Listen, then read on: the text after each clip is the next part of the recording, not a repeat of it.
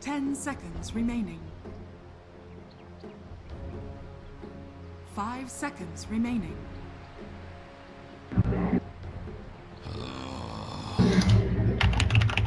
Complexities turn to bad.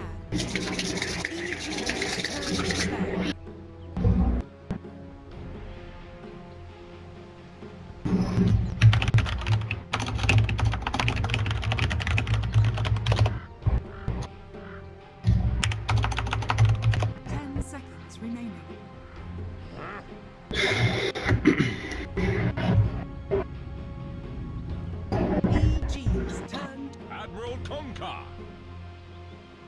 Complexities turn to pick.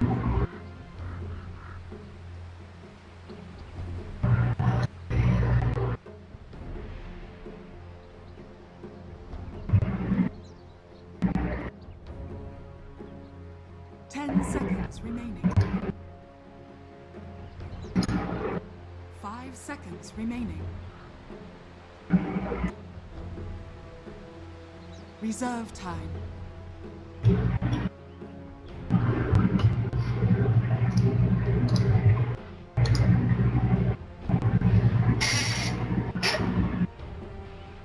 All right, welcome back. Ladies and gentlemen, boys and girls, here we go. Game number 3 coming at you. Evil Geniuses versus Complexity here. The Dota Pit League Season number 5 North American Qualifiers. Again, the winner of this will move on to the winner bracket finals. Loser goes down to the losers bracket. Only a 4-team event here. Team NP and Team Freedom. Again, the other 2 teams that we'll be playing on after this series wraps up here. But happy to be here. I'm Breaky CPK, joined by CC and C as my co-caster, and we had a change of pace there in game number 2 after Complexity, of course, took the first game. I think Evil Geniuses answered the call in that second game. And, you know, real quick, it's something I actually saw. EG tweeted this as they drafted the hero. We were so caught up with Brewmaster and how long it's been played and stuff. Apparently, Zai hasn't played Chen since 2014.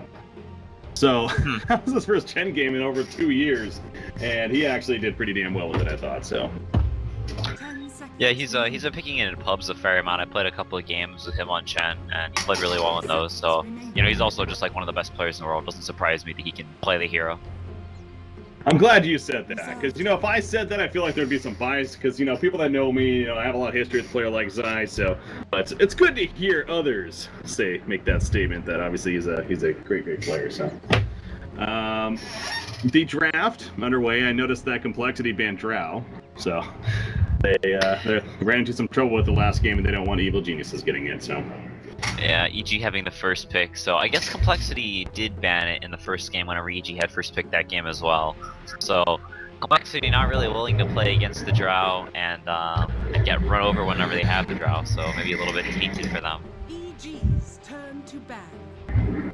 There we go, the bannings now continuing, of course, of the picks happening. Mirana, and the Kunko and Oracle, and then the Leshrac. So, again, overall Complexity, like I said before, according to the stats, at least in Dota Buff, you know, in significant matches, they were 7-1 before last game with Leshrac. Now, obviously the loss right there, so 7-2 now, but I don't think that was a Leshrac failing game. That was just simply the EG coming online with their whole lineup so quickly.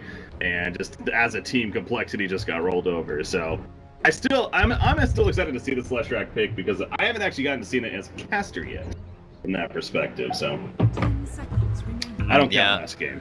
The Leshrac was sort of a part of them losing that game, because the hero is quite weak in early levels. If there's a lot of heroes like Ogre, like Furion, that are very good at just running at you. You know, he obviously got caught out a couple of times. I think getting 0-8 that game and sort of got run over. Like, once if the hero's behind, that's like a big weakness for the hero. He works a lot like Disruptor in that regard. If he's ahead, he'll be very good, does a lot of damage, has a lot of utility. But if he's behind, doesn't really do that much. It's very easy to kill, no escape mechanism, nothing. So yeah.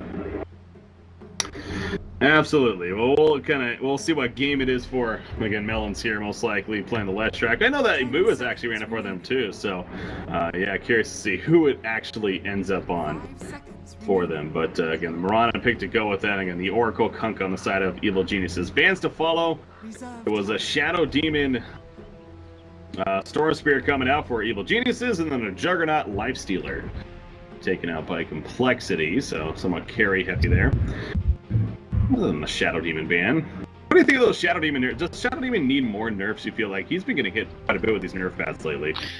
No, I don't think that hero needs any more nerfs. He's not many teams first pick him anymore. There's sort of been other supports that have been rising to popularity. The Kunkka is still very popular. Oracle, of course, the Warlock, like massively popular nowadays. Teams that have a Wisp player prioritize that hero. So Shadow Demon's sort of fallen out of favor. Don't really think he's OP anymore. Only good in certain combinations with like Luna, Morphling, heroes like that. So not necessarily a bad hero. Still very good, but I think at the point where he's at a good state.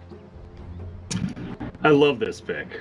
Complexity going Nature's Prophet.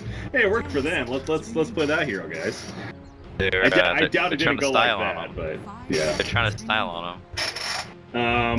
But seriously, like, where do you think this is coming from? Because yeah, this is a little bit different of a line. I mean, is this maybe them reacting to last game? I'm not sure. Like Moo in the past has played Nature's Prophet a decent amount. It's one of the heroes he plays the most. I think back when Nature's Prophet was a good hero, but in this game, their strat doesn't really like work near as well like with it around Nature's Prophet as EG's did. Mirana, not a hero that's typically known for being super good at like very early skirmishes, taking towers. The Lesh is good at that. So yeah, the Nature's Prophet and the Lesh have some synergy, but EG taking the Axe immediately afterward. So have a lot like the Axe being a very good hero versus the Nature's Prophets, can lane super well versus them, so the Axe getting a very quick blink. You can catch them whenever they're pushing into your towers. So I'm not sure how the Nature's Prophet is going to do this game compared to last game. Yeah, it seemed like the overall idea made a lot of sense. You were talking about the matchup of the Drow especially. It made a lot of sense for that. But yeah, this game, it seems almost a little out of place perhaps. But obviously, yeah, we'll see how Moo plays it. Again, the fantastic player that he is this time around. They go with OD on top of that here for Complexity. So probably going to end up with Cancel, of course, with the OD pick up here. It's, fourth pick OD. I think that's always kind of a satisfying pick to get it there. He did get those nerfs recently with the attack damage, I believe it was. So is he still considered to be one of the stronger mids, though? Yeah, he's definitely more situational now, making him a lot weaker in the lane, those nerfs. So OD, not a great hero. Like a lot of other strong heroes this patch, they're very good when they're ahead, but sort of mediocre when they're behind. And OD tends to be the same way. Not amazing when he's behind, can't really go in and get a lot of those arcane orb stacks up, gets focused down pretty easily as he doesn't have great armor and doesn't build armor items. Can get right click down a lot, but very good versus the Oracle because the Oracle keeps people alive for long periods of time, so you can build up the arcane stacks. Good versus Kunkka as you can save people. And pretty good versus the Axe as well. Here with low mana, you can save whoever he calls, or Astral the Axe, so the spins don't go off. So overall, just a pretty good pick here, and also Complexity needed some sort of setup, some sort of a little bit of catch, and the OD sort of supplies that. You can do the Astral into Arrow, Astral into Less Stun. Makes it pretty hard for Sumail to play this mid lane as they have a lot of kill potential with heroes roaming in. Yeah. Putting a lot of thought into this fourth pick here is Evil Geniuses. You figure they probably have their 4 and 5 rolls here with the Oracle and the Kunkka. I mean, a Kunkka 2 is not out of the question, but could you see Sumail playing the Kunkka, or is that probably more of the 4 here? I don't think Sumail plays Kunkka. I also don't think Kunkka mid is very good. Okay. Especially, I don't know, it's sort of a weird hero, and from my experience, yeah, there's the Sumail Puck. Yeah, it's not really a Sumail hero. I haven't seen him play it in pubs at all. I don't think EG values that hero as a mid hero. I believe Crit plays that hero most of the time.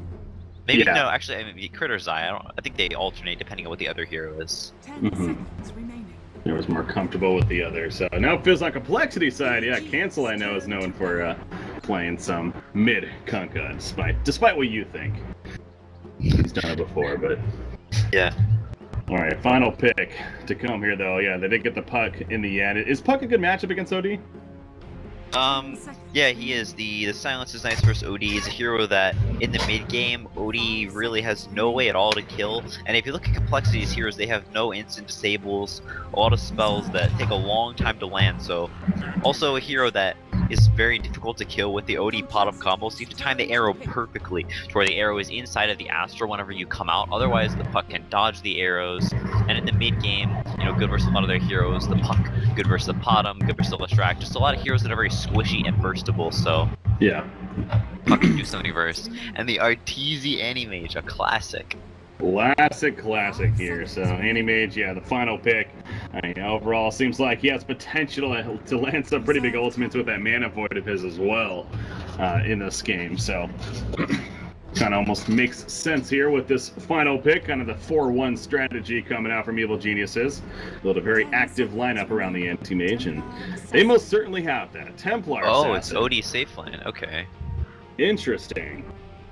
I mean, I haven't been here long, but I personally have not seen an OD safe lane. It's always been mid. How rare is this? It's pretty rare. Some teams have been tinkering with it. He's a hero that can do well if you don't have a lot of heroes that are very good at pressuring the off lane, and I find it unlikely that EG will aggro try with this lineup. They may try and put the Axe against the Nature's Prophet, but I'm not sure. They have a lot of kill potential versus Nature's Prophet with their tri lane. Animage, Kunkka, Oracle. He can't really go up towards that, gets X, gets torrented, the Oracle roots, mana burn down, so I think the Axe may play in the jungle early on, try and get a quick blink dagger there, and the OD be free to farm, so it should be okay, OD safe lane game. Yeah.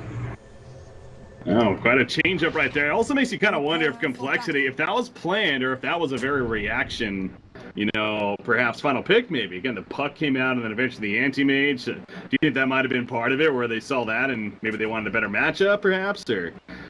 Yeah, I do think it was reactionary. Seeing the Animage, they didn't really have many answers for it, no real ways to kill him, and so their response to that is just pick a hero that does a whole lot of brute force damage. TA known for being quite good against the Animage until he gets to the Manta. Once the Animage gets to the Manta, TA has some serious problems as you run out of mana and then have no stuff for your refraction. But I sort of worry for the TA this game. Axe known for being quite good against the TA, and Kunkka, one of the best heroes in the game versus TA, as you get the bow buff on your teammates, become really tanky, so the TA can't burst heroes as easily, and the Torrent, because it's 10 separate ticks, every single time you cast Torrent it burns refraction completely, so it can be very easy to gank this TA, and if Puck can get some levels, maybe get TA a little low in the lane, they can maybe go for a kill with Kunkka rotates in early on. Very interesting right there. So yeah, TA going to be feeling a bit of that pain perhaps throughout this game. But Zai again playing the Kunkka, setting up to be a good follow-up game to obviously a fantastic Chen game he had last time around, which apparently he hasn't played in a while, at least in a tournament match, but did so just fine. So the Bounty Rune control coming out. The side gets their own Templar Assassin, of course, for Complexity, and then Puck or EG. The early vision on either side, just that mid ward from Complexity as far as EG goes. They got one in the jungle down here. But they are going to be giving up the bottom lane completely. Yep, it's not really a lane where the Axe can thrive. They have the Astral into the Leshton, and then he'll get right-click down. And in a game like this, where Axe is your primary initiator, you need him to have a good start. So putting him into the jungle early on, getting a pool tangle as well. So wait, what the heck? Oh, the courier got side-bladed, I think. What is that about? Oh boy. Well, that's a little unfortunate. That's a courier dead for what? Another just under 2 minutes here for EG. How big of a deal is that? I mean, is that going to really set Puck behind? Is that going to hurt or what?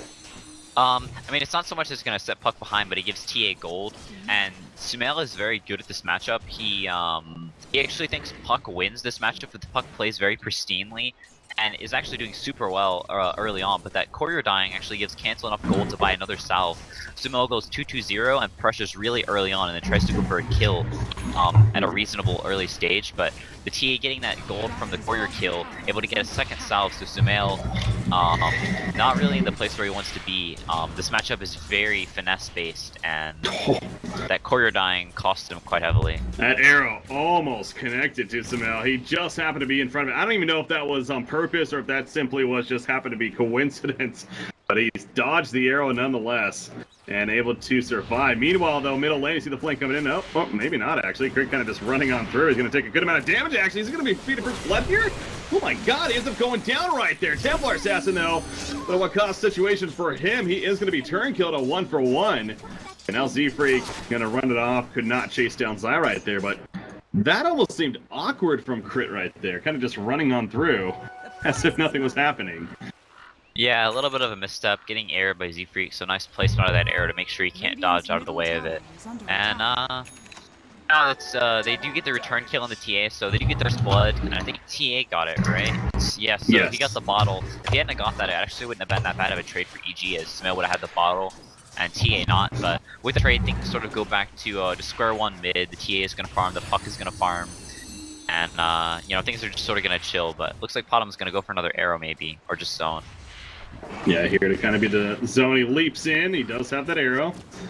Kind of canceling it. Obviously, again, phase shift ready to go here as well. So he's not even going to risk it. Top lane, I saw Pink was rotating over. That would be Crit there on the Oracle, but Wu has already fallen back, and now he's doing a bit of jungling himself. So unable to get any kind of presence on him. And really means both short lane farmers are having basically free farm right here. OD, of course, being played by Jake here at the bottom lane, and then RTZ, obviously, on the anti-mage at that top side. So, who's going to win the free farm advantage? I mean, obviously, anti-mage is very scary, but he needs a little bit of time to take off compared to OD, especially. You think complexity, that's going to favor them here?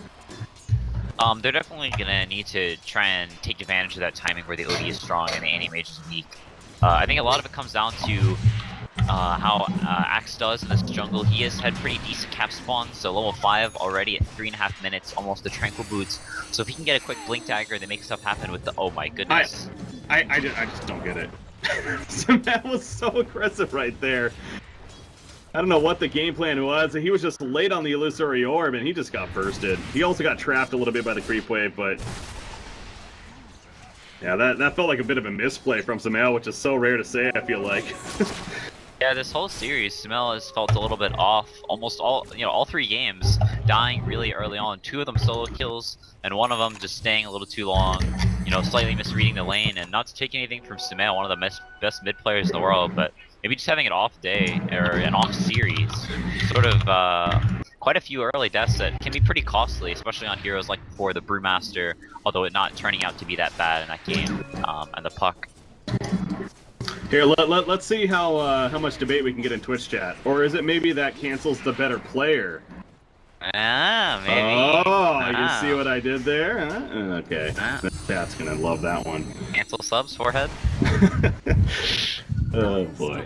So what have I done? No, yeah, Sumail does seem like it has been a little bit off. But yeah, no. With that, it's on the other side of the spectrum. Again, cancel.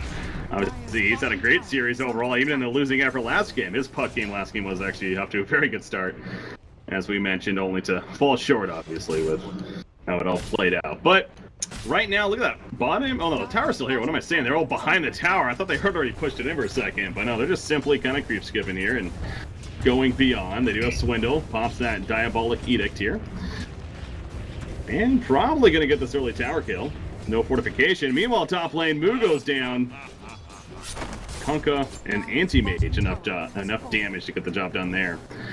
Did you catch that by chance? I unfortunately did not. No, I would assume he just hit the blind torrent as Zai's actually going the more damage-oriented build, getting the Tidebringer as Complexity has a lot of push. They have the Tree Ants, you know, the Lestrak, a lot of squishy heroes that if he does get like an early phase boots, the Tidebringer can be pretty good, getting some good splash damage for them. So not hitting the X, just hitting the blind torrent. You know, who needs X if you're just good enough to hit the torrents on your own? Yeah, and that meanwhile, that was Sumail. Actually, he played that fairly well, attempting to get away, but that was honestly just good play by Complexity as a team right there. And they're also going to be able to take out Crit, it looks like. Maybe. Oh, the leap was awkward. The arrow! Oh, it's going to miss. Crit will dodge around the tree and survive. So at least Oracle survives in the end, but yeah, that was Sumail again getting chased back. The Illusory Orb cooldown not up just yet. And yeah, losing the time. Cancel trying to get a little fancy, trying to side blade off of one of the Tree Ants that was low onto the Oracle, but the Tree Ants weren't actually below half HP, so he sort of like canceled his attack animation, and wasn't able to get in range for the right click. That's an advantage of having a Leshrac as that support role. He is going to be dunked. That's not the advantage. He ends up falling right there. But again, he can do plenty of damage himself, especially if he catches somebody by themselves, kind of like Crit was right there. So he gets the kill, but he ends up feeding a kill to Universe, which arguably, and I don't even think that's arguable, EG actually coming on top there. In fact, here comes the smoke now, and they're roaming on through. They're going to try to catch somebody, maybe wrap around the middle here for the TA. Yeah, TA is a hero that really doesn't like getting killed early on, a hero that's terrible from behind, especially versus heroes like Kunkka and Axe that can get on top of her and kill her, so... the coil up, looks like they're gonna coil now and maybe get 2 kills here as Swindle's in the lane. Yeah, they're going in, but the flank coming from behind. Now Swindle Melty did not get actually Berserker called right there, but it's still enough damage to secure the kill as the Coaling Blade comes out. Cancel, meanwhile, the refraction tanky ain't tanky enough. Another Coaling Blade, and down it goes Templar Assassinate. 2 for nothing. You see how low several people got, including the Puck, actually, near death. Mel this time actually does escape. Again, good job by the team getting there in time. That just happened to be the wrong time to go in by complexity, but you could say probably good bait from Puck, but really forced them in. Yeah, really nice rotation. Samel playing really aggressive, baiting them in, and getting those turnaround kills, pretty huge. And that's sort of the thing about this Puck versus TA matchup. A lot of times I think it's super TA favored, but there is a window where the TA doesn't have Blink Dagger, she doesn't have a lot of her core items, and she's forced to just sit in this lane and farm, or at least in this general vicinity, and the Puck has coil, Puck has a lot of kill potential, and you can rotate heroes in and get kills, and that's what happened there. Yeah. So, you know, sort of making up for that lackluster, you know, first couple of minutes. The TA is still ahead, but a nice start to the recovery. Now, I'm not going to act like I'm a Nature's Prophet expert by any means. As Samel, by the way, middle lane, he should be fine here. I've said that before, though. Yeah, he is good. But it seems like he's a hero that is potentially, we kind of saw last game, that's going to be teleporting fairly earlier on, you know, shortly after 6 and setting up kills. Do you think Moose should be looking to be more active now, or is understandably as if maybe Finn just did his Puck? Well, nice combo right there, and it is going to be enough for the kill. They put him under with the imprisonment. Here comes the shift, though. Does catch Templar, but he is fine, despite being locked in place. They just did not have the follow-up. Speaking of that teleport, Moose like, I got you, Breaky, don't worry. However, it's not going to get a kill, as they're just a little too far back, but they'll just go over the tower instead. Right yeah, here, this Tidebringer build from Sai is actually doing some massive work. The tree ants are a really nice source to be able to get the Tidebringer hits off, and like I said before, did get the early phase boots, so doing a whole lot of damage with that. The Lesh and the Potom timed their stuns really nicely, expecting Smell to press the phase shift directly out of the Astral, and he did, so timing it slightly later than normal, getting the stuns on him. Oh, Swindles, is he trying to get himself killed? No, he's actually trying to farm over here, but yeah, he's going to pour it out as they die. I saw the supports coming over to maybe find him, but unable to do so. But yeah, you mentioned the level 3 Tidebringer here. Kunkka going to sit behind Puck for the time being. Looks like Puck, by the way, well, I guess it doesn't necessarily mean he's doing that, but he does have the double null talisman here for the eventual Veil of Discord. But do you think we're going to see that Blink Dagger from Puck first, though? I'm not sure. The Axe does already have his Blink Dagger, so he may actually go for the Veil first in this game, as he doesn't need to be the primary initiator. They have someone else that can get active super early on. Maybe go Veil for the more burst damage. The Oracle having, you know, his nukes obviously benefiting a lot with Veil, as well as the Kunkka spells. So may actually go for the Veil in this game. Not really sure. You'd like to have the Veil a little bit earlier, but rotating down to this bottom line, they may actually get this tower. Or put some pressure, force some TPs maybe. Yeah, I'm curious to see what Complexity does with this. I mean, they have the 2-tower advantage already, and they are kind of pushing top with Leshrac as well as Nature's Prophet up here. So maybe they're just going to be content on trading this, if anything, as they are putting that pressure on now. So yeah, see reactions from either team. I mean, Fortification is ready to use. I believe somebody, no, nobody's putting up there. OD goes down meanwhile in the jungle. Looks like he just simply got caught by the roaming Axe and that Kunkka. They're going to be found by Mirana, though, but she's just simply walking away. She popped her ultimate, trying to save OD, it looks like, but not in time. So the towers, meanwhile, they are going to be exchanged in the end, as well as an OD going down to top it all off. I kind of almost forgot OD was in this game, especially being in the short lane. Not gonna lie, but how is he doing? Seems like he's doing all right, actually. Yeah, up there. Yeah, he's quite farmed. Has the drums, has the force staff, so building into some of his core items, maybe looking to get more active in the upcoming future. Died there, unfortunately. Had used his Astral to farm creeps, and so had that on cooldown, no way to defend himself, didn't have the force staff picked up from base yet, and able to get the call leading into the boat, but no save Astral. Swindle, he's just simply running, but that battle hunger gonna help chase him down. Pops everything he has, hoping to maybe even get a turn kill out of this, but that mana void doing work. But here comes the supporting cast just in time. The forward step forward from JK, the tree wraparound on a crit over here in the background. He's gonna try to heal up, ain't gonna be enough though. So they do get the pick on Oracle as well as Axe prior to that. And it was only for the Leshrac Death who is playing that main support here. So they're just satisfied with that. And now Complexity gonna go even further. This is probably going to be another tower kill. The 4th tower kill of the game already. For coL. Yeah. I mean, is this really a push-heavy team that should be doing this? Yeah, they're sort of doing what EG did last game, trying to pull that strat off, but things are looking quite a bit better for EG than they were for Complexity last game, as they do have this anti-mage, who almost has the Battle Fury, so he's going to be, starting to cut waves, put pressure on the map, and if he gets some items, Complexity really has no way to deal with him. So they are on very much of a timer, whereas EG, they had some late game assurance in the last game on the Weaver, but this OD and TA will definitely get outclassed by the Animage in the late game. So they need to sustain this gold lead, keep the Animage as far down as they can so they can keep their items at a level to where this Animage can't really go to fights, has to continue splitting, and needs a whole lot of items to go to fights. Angel poured out, pushing that bottom lane. If he kept going, that could have been trouble for him. So yeah, he'll go top, successfully get the farm up here. A little bit easier for him. Meanwhile, the rest of his team, EG, they're trying to roam as you would expect here. Again, that 4-1 strategy. Axe, meanwhile, find themselves jungling a little bit more, trying to finish that blade mill, I'm sure. It's going to be a key item, as it tends to be, on the Axe here. Speaking of smoke, Complexity going to do a bit of their own as they head towards that middle lane now. A lot of pings coming out towards it. Sentry placed by Crither. It's going to go in the uphill over here. Going to be spotted by Zydo.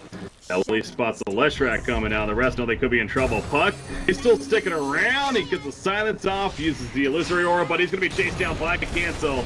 And Puck will eventually be killed there. So yeah, he hung around a little bit too long. He really wanted that tower. That just wasn't going to happen, though, so the greed is real, forced him out.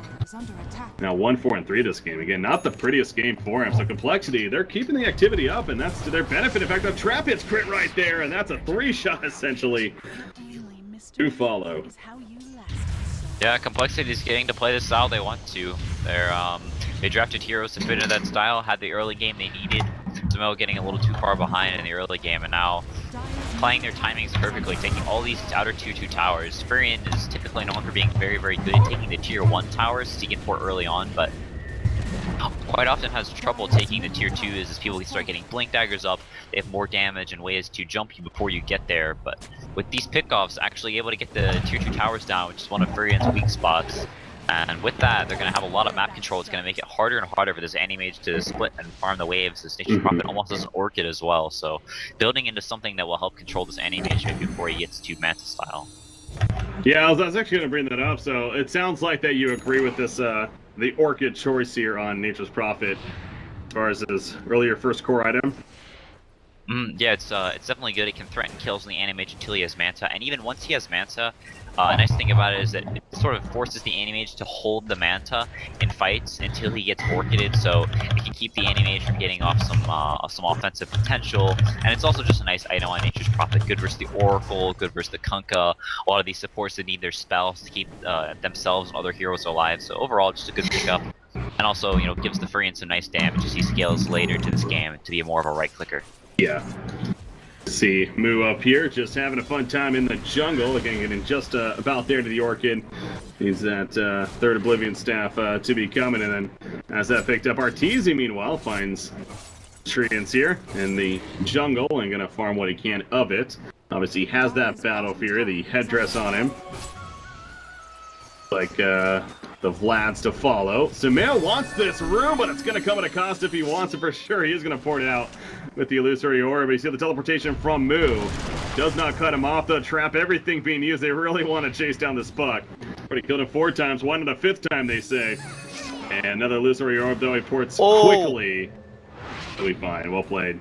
What a dope juke. He stopped really early because they knew they would look further. That was really nice.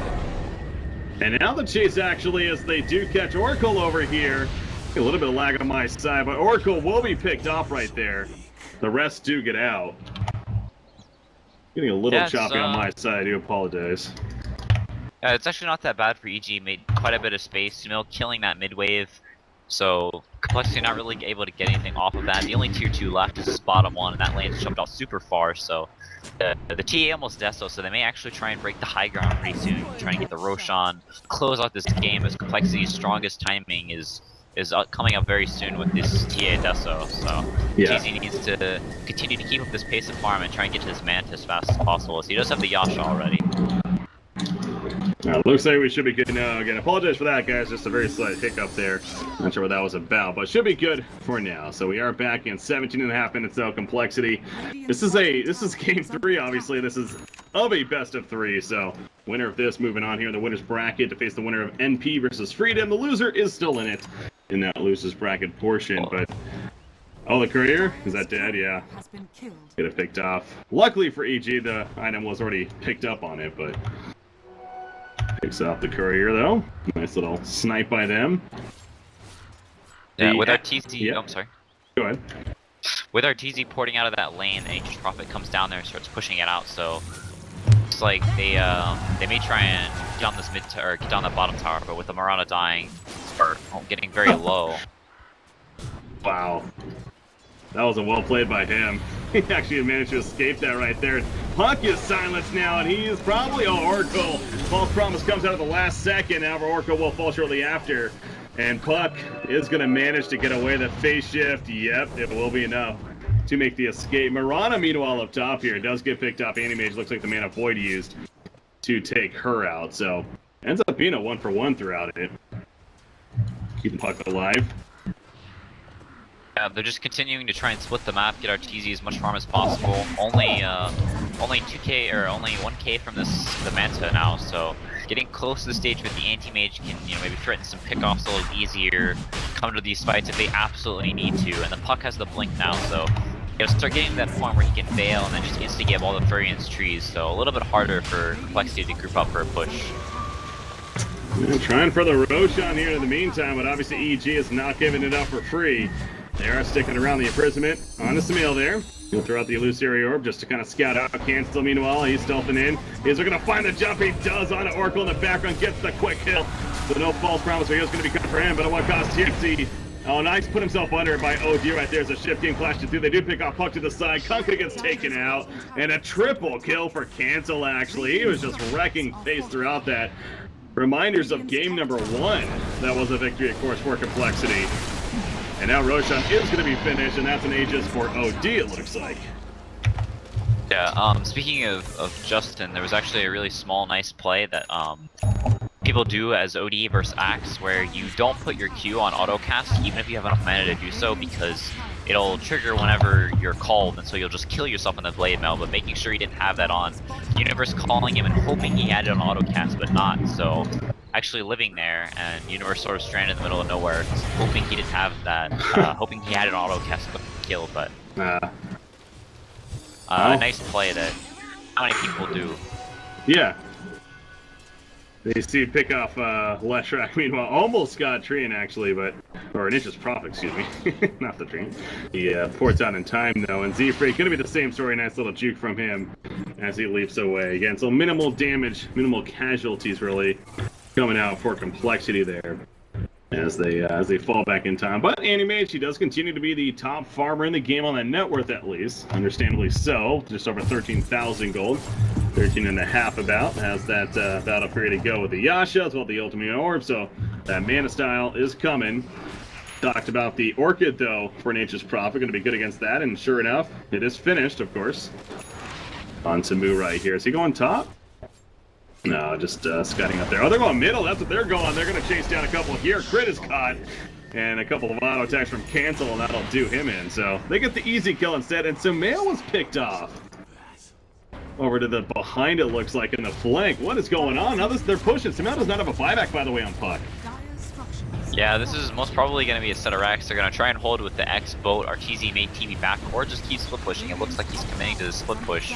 But the racks is most definitely going to go down. Cancel 5 charges still left in their practice, so no real way for them to take him down right now. Yeah, he's just tanking it like a boss. You see the imprisonment Catching right there onto Axis, who's kind of running in, so the easy melee Axe kill, and they'll just easily fall back. Meanwhile, top lane, looks like they want to maybe catch the Anti-Mage if they can, but as we see, that's not going to happen. Good job porting, or getting away, blinking away in time even, before getting caught there. It does have the Basher now picked up onto the Anti-Mage as well. So, the Anti-Mage progression's still working, but yeah, losing a Rax there, not good news for EG, despite how well the Anti-Mage is doing here. Yeah, this I think this Puck's item progression is the biggest worry for EG. You know, obviously besides the Rax being down, is only the Blink Veil at 22 minutes, 7k net worth, really not where you want to be as a Puck. You need to at least keep your farm at a reasonable amount, but all these deaths just getting constantly picked off by Complexity's nice maneuvers, and Samel just really not having the type of game that we typically see from him. OD gonna get back as well, so all of them getting away, they saw something coming, they see the smoke in some way, and sure enough, everybody gets back of Complexity before anyone gets caught. So that smoke essentially wasted there, although, valiant effort from EG, of course, but Complexity just outplaying them there in a sense. And now you see the TA, that 10-second BKB ready to go. Who's over here? Oh, yeah, spam ping, and they caught the Anti-Mage. The arrow coming out not in time, though. He did it just a little early. And actually, Anti-Mage going to be able to blink away right there. And it keeps blinking further. 2 surviving. Oh, that was close. He catches him. Who knows what can happen after that. But he hasn't died yet, right? Yeah, Arteezy is 0 deaths, so. Would have been big. He is EG's glimmering hope right now, probably going to go for that Abyssal and try and blow up his TA or OD at the beginning of the fights. And Complexity really doesn't have any defensive spells, so he does get that Abyssal and is able to get onto one of the big mana-heavy cores, like the OD. Maybe can blow him up and get a huge mana void, get some collateral kills, maybe take the fight from there, but still a decent amount away, and Complexity is down to go finish the game right now with the Aegis and now the BKB on TA. Torn coming out. Nice little dodge there from Cancel though, throwing out some traps in the background. Extra harassment provided. You see over here, OD jumps in actually onto Axe. They kicked it before. TA pulls it up, and Axe is going to fall in that background splitter. It hits a couple meanwhile. Arteezy jumped in. They do take out OD. They also get the kill on Leshrac. OD though coming back up with the revival of the Aegis right there. However, a lot of damage from Arteezy as he's back up. Puts himself under. Meanwhile, Jumper Assassin in the background got picked, and down goes OD as well. I believe that was a buyback. Yeah, it was on an Axe right there. Bash. And Oh! they got moved, the Bash comes out, and it gets the kill. Those Bashes, man. And as I say that, I praise Justin for not having his Q on autocast. In that last fight, he did have his Q on autocast, killed himself, and then respawning and getting caught. So actually, kind of costing them that fight is the OD dying, and then he did it at a very bad time, as while he was respawning, the TA's BKB was ticking down, so wasn't able to fight with the TA's BKB and sort of messed all their fight timings up. So a pretty costly mistake, and now the Anti-Mage up to that Abyssal Blade almost. The Axe did have to buy back, so it's not all bad for Complexity, but definitely a favorable fight for EG. Yeah, you gotta wonder too, Complexity, did they dive a little bit too much? I mean, they really dove on that Axe initially, especially TA in the background. That kind of split him up for the rest of the fight. You see Leshrac, meanwhile, just gets picked off as the support comes in with the Anti-Mage, and no chance for him to survive through that one. Now, eventually will be enough to kind of stall them from going further. Pick off some Ancients, and now look at Arteezy, man. He was already looking so good. Now he's at 18,000 gold net worth here. After that, another 4,000 gold just about saved up to go with the Basher. That was a 6k gold net worth drop. Oh, wow, yeah.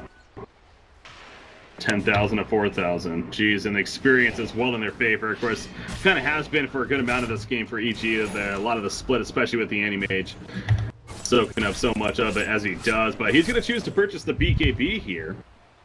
And yeah, it seems like a pretty relevant item this game here. So yeah, BKB on most cores is absolutely essential versus OD.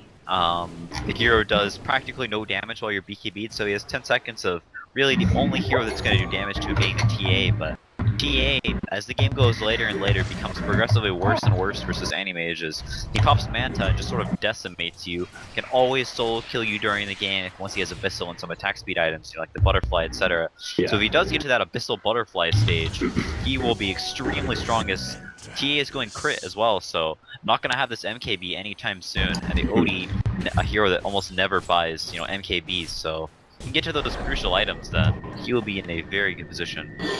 Well, the catch image here, the stun follow-up, the arrow hits as well, but there's just too much support nearby, and it's a little too deep right there, so they finally land a combo on him, only to come up short. Now, Puck is in pursuit, though. Illusory Orb, he has a haster, that's why he's so fast, obviously. Leshrac, he just takes the Dream Coil stun immediately. And that was actually the correct decision at the end from Meld. In fact, TA now returning the 2-shot on a crit right there. He says, crit this bitch. Takes out Puck as well. And now Zai all of a sudden on the run with 2 players dead. It's going to be a 3rd kill. I think that's an example of overextension right there. Yeah, they definitely went way too far for that kill, costing them 3. Meld with no buyback. Zai does have buyback, and the Oracle no buyback as well. So only 1 buyback. And Anti-Mage, not really a hero that can jump into this lineup without a team backing him up. It actually cost him a 2nd set of racks and possibly the game. Wow, that's something that happened right there. But Axe is going to jump in. The ship coming out in the background, but it looks like TA or the target initially is going to be fine through out of refraction, doing some work, but he gets locked down now by the bashes. The splitter is not going to be enough, and down goes that TA, spamming that gem as he dies. Going to be picked up in the background by EG. They don't need their full team. They got it with just Arteezy as well as Universe and Zai. And they do clean up, actually. They push them out, a 2-kill advantage for them in that fight, and the rest just poured out. But, well, even with the no buybacks on 2 different heroes, Puck and Oracle, they still hold so easily. And, I mean, that wasn't even, like, overextension, I felt like. That was just simply the initiation. Yeah, Swindle was a little bit out of position, was standing like way up in the base, got jumped on by the Anti-Mage, bursted, and the Mana Void sort of chipped everyone down a little bit lower. Was able to get a lucky bash on the TA, and then into the Torrent, and getting a couple of cleanup kills. And Roshan actually just spawned, so they look for a fight and then lead into that Roshan would be huge. Oh, double damage Chrysalis Kunkka. Meanwhile over here, Battle Hunger on a Swindle. He's gonna run. Axe in pursuit, has that Blink Dagger up in 5 seconds. Throws in a nice splitter though. Did not catch Arteezy, however. And Leshrac, just a matter of time before the inevitable happens. Nice arrow on the Anti-Mage. So actually, it's going to keep him alive a little bit longer here. Are you kidding me? There's the mech use. How is he still alive? That's just absurd. Finally goes down. Anti-Mage is like, I'm tired of this. Pops the Mana Void. And actually secures the kill. Universe with that missed call on him initially when he was in the mid lane. Swindle taking a weird sidestep to the left. Universe not expecting it. Actually, maybe it cost them the Roche. They had to chase that kill for so long that everybody respawned. So, you know, in the end, you know, it's a kill. It's nice, but maybe he could have gotten the Roche on if they had hit that initial call. I see complexity in that area, and I'm probably not going to be attempting it themselves right here, but yeah, going to get that information at least. In case it is to happen. Mirana does have the Axe finish, but again, Z-Freak has definitely been a little bit behind this game, coming up to the 30-minute mark. Sure is playing that 4 role, but probably would have liked to have it a little sooner, but at least has it now, and the possible Blink Dagger to come eventually. But they just see picked. Oh yeah, it was Nature's Prophet actually got a full Hurricane Pike here. The follow-up. Yeah. You like that? I mean, it's you know, it's a pretty good item on Nature's Prophet. You like to get a Force Staff, you need some kind of ability item on the hero in the Dragonlance.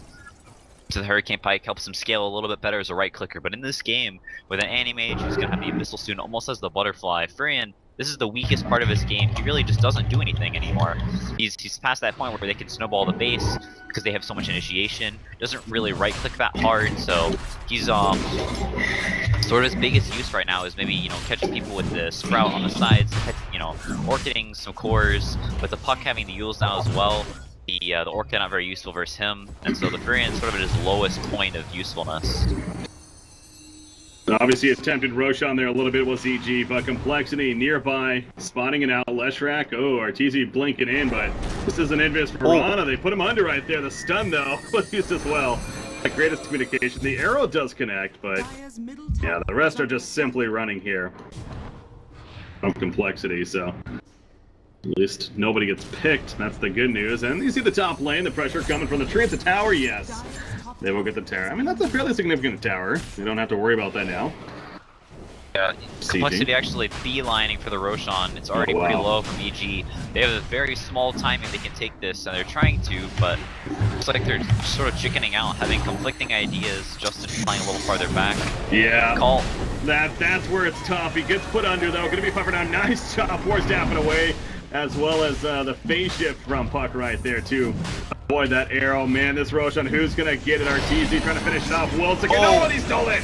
OD takes it away from him, puts him under as well. Will this be enough in the long run? Universal slam dunk to take out OD. Force the agency is right away, but TA, the fast procs are real. They're coming out. He's gonna mill right there. P-farm the timing. Comes out with Chris himself. Axe is gonna die. And now in the midst of though, you do see Animage doing plenty of damage on OD on the uphill, but he's lost all his teammates. It's right now a 4 versus 1. Animage though here that could possibly do this. Sinity's Eclipse though comes out, and he'll blink away the last second, but the Tree Protector minions are there, and it secures the kill onto him with JK blinking in to finish the job. That was Nature's Prophet minions. Anyways, a 5 for 1. They stole the Aegis, and that's what set the tone of that fight right there, no doubt. The buybacks happening on both Animation Axe, though. They jump onto Nature's Prophet, and the spins are coming out. He's going to throw him in the trees, though, but he's going to be chased down here most likely, and will actually be killed. He does not have a buyback here. But Complexity wins that fight, no doubt. Yeah, that was like the dream scenario. They get the Aegis. They didn't get the Roche kill, which is a little unfortunate. Some nice gold for EG, but Arteezy actually misclicking. Meant to click the OD and Mana Void him to do a lot of damage to the TA, but slightly misclicking and actually ulting the TA while she had almost full mana and refraction on. So the Mana Void doing almost 0 damage, no supports in the area either, so not really getting any collateral. And wasting that ult, the OD was able to force step over the cliff. A nice play for Justin. Get forced the Animage to blink up there, and then got stranded, stunned, forced to buy it back, but does have the butterfly now. So even though that was a very good fight for Complexity, that was basically the dream fight. As the Animage just have the butterfly now, is almost unkillable and in a very strong state. Yeah, no, that's that mark of all right. Now he's the raid boss. Can we actually coordinate to kill him? And meanwhile, he has all his minions around him, being the other 4 players and what they're doing, of course. But yeah, there's the Abyssal Blade. Mentioned the butterfly in the works as well. So I mean, across the board, I've been focusing a lot on Animage, but you got the Guild Scepter, of course, on a puck right here. Not much else on Axe other than a 4 staff and or Cobalt. He's just got he's just making it by with his items. Scythe though picked up by OD right here as a follow up, a nice extra bit of lockdown to work with. Scythe makes sense to you? Yeah, it's definitely an item you need to go on OD. You need some form of lockdown at this stage of the game where they don't really have that much reliable lockdown. They have the Lesh stun, but that's hardly reliable. They have Arrow, and that's really about it as far as, you know, hard stuns go. So getting the Hex, another form of initiation, and maybe a way they can actually burst down this Animage before he tears everyone to shreds. Meanwhile, how about that? Move pushes in the top ranged racks up here.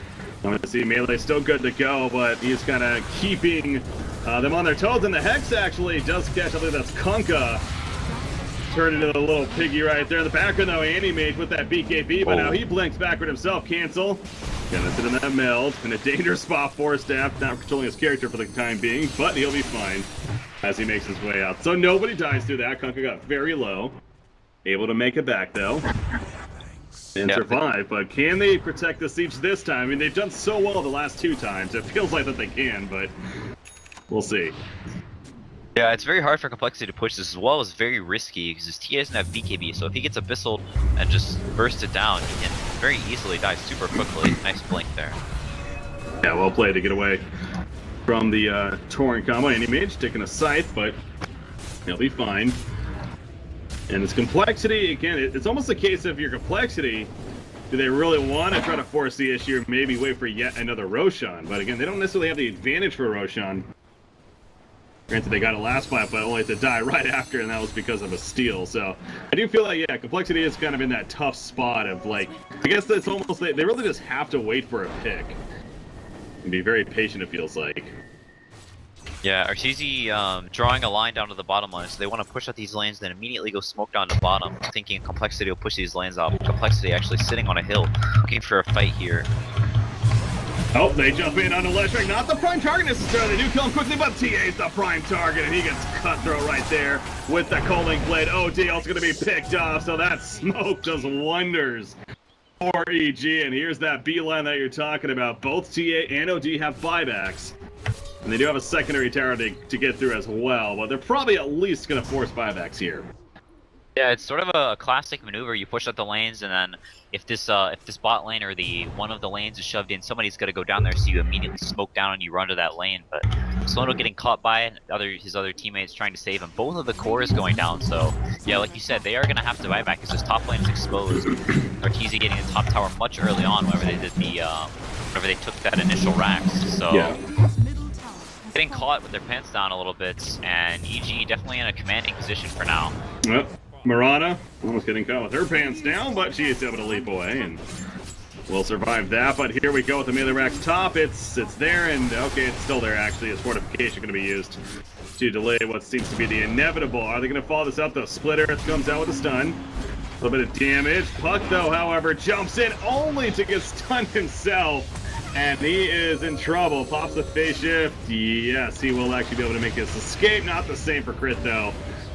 Got caught with being a little too comfortable right there. So they do get the kill on an Oracle at least. Okay, and TA not having a buyback though.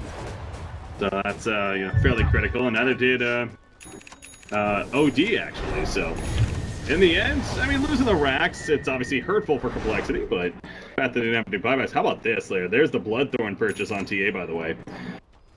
Yeah, I think this is necessary. I think an MKB maybe would have been better because this Bloodthorn is not very consistent versus the Anti-Mage, the BKB, and the Manta, so multiple ways to purge it, but he needs something that will let him actually be able to hit this Anti-Mage and do some damage to him, because as of now, Complexity has no way to really hurt this Anti-Mage much. But buying that mini crit early on, sort of committing to the Daedalus, and now, funky position where he can't really insta-give this Oracle anymore either, because he has the Ghost Scepter, finally the position 84 crit, getting his first item, and the Kunkka with the armlet as well, so having a fair amount of armor. So the TA is sort of in a rough position. This is one of the worst places you want to be as a TA. Yeah.